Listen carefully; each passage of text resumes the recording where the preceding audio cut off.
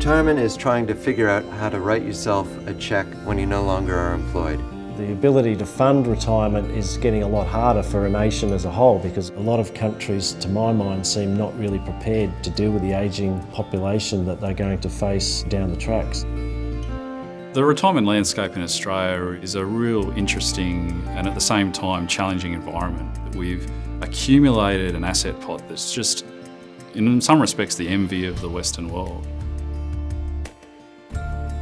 Australia has this reputation throughout the world as being this very distant, isolated country where strange creatures have evolved. We have things like platypuses, which baffled scientists for a long time. And I actually see the financial system and the landscape we have here as being quite similar to that. We have this predominantly defined contribution system that is in many ways an experimental ground for everybody else to look at. The genesis was the Superannuation Accord in 1992 when Paul Keating worked with the unions to create the superannuation environment by creating the superannuation guarantee. It started out as, I think back then, 2% of your wages and has grown now to 9.5%, ostensibly growing to 12%.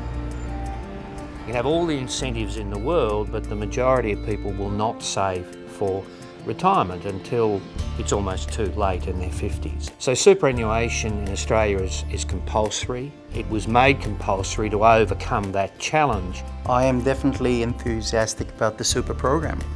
It allows me to save money for the future, and I don't think that I would have saved the same amount of money if I was going to do it myself. I'm just turned 55. I can retire when I'm 60. I didn't really think that was going to be possible. There won't be buckets of money, but there'll be enough money to do the things that I love doing. Even though we have this terrific compulsory system in Australia, it's not yet a fully mature system. The current generation of retirees are retiring without a full working life of having access to those compulsory benefits. And then obviously the next issue is then longevity. Even if you've saved what you deem to be enough, we're all living longer. A lot of people are just planning to life expectancy, which might be 84, might be 85, 86, but they're not thinking about the fact that, say, 1 in 3 of them are going to live past 90 or 95.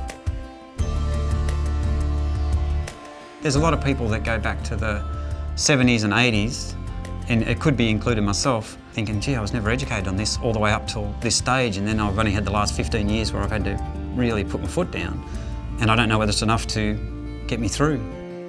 If people are looking at their reports in the short term and they see their money go backwards as it did in 2009, there's an emotional reaction to that. Account balance has dropped dramatically, but for most of those people, if they remained invested, they're now back ahead of where they would have otherwise been, and the long-term impact on their retirement incomes is less than they might have thought. I'm just an average working sort of bloke, It does help with people that can tell you exactly what is available to you.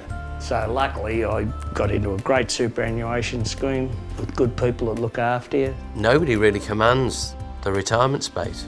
There's nobody out there in particular markets saying, we are the retirement provider. One of the key reasons why we've partnered with Milliman is really to help us deliver strategies to market which people can use to tailor their investment portfolios to their own needs. The basis of the decisions or the approaches that we take, they're not based on a gut feeling or a trading mentality. They're based on mathematical approaches to understanding these problems and figuring out more predictable solutions.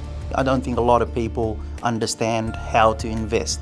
So having an advisor come in to tell you what's happening with your super is a great benefit. You do have the ability to manage your own super. Personally, I'd rather leave that with the experts.